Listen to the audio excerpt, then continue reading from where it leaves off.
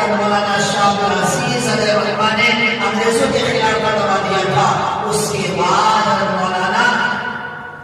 محمود حسن گنگوہی نے تحریک ریشم اقبال کے ذریعے سے فتویٰ دیا کہ انگریز کے خلاف جنگ کرنے کا اعلان کر دیا گیا۔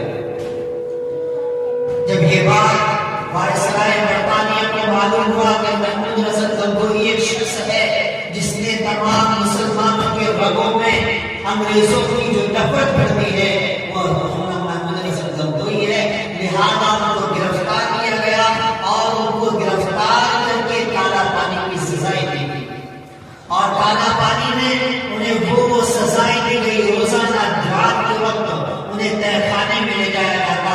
اور ان کے کمر کو بدن کو داغا جاتا، یہاں تک کہ 4 سال کی قید و بند انہیں یہ کہا جاتا تھا ہر روز محمود حسن جو تو نے فتویٰ دیا ہے اس فتویٰ سے رجوع کر لے، آج ہم تجھے چھوڑ دیں گے۔ تو محمود حسن گنگوہی کہا کرتے تھے اے انگریز تو ظلم کر کر کے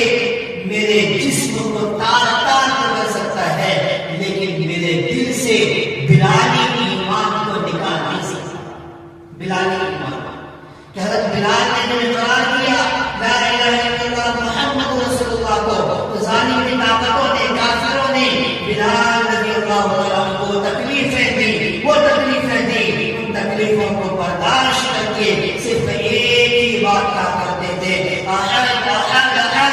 کافروں اے ظالموں، جتنی بھی ظلم کرنا ہے ظلم کی انتہا کر لو، لیکن میری زبان سے جو میں نے دربار محمد میں اقرار محمد کر لیا ہے اب اس زبان سے اقرار محمد نہیں نکل سکتا۔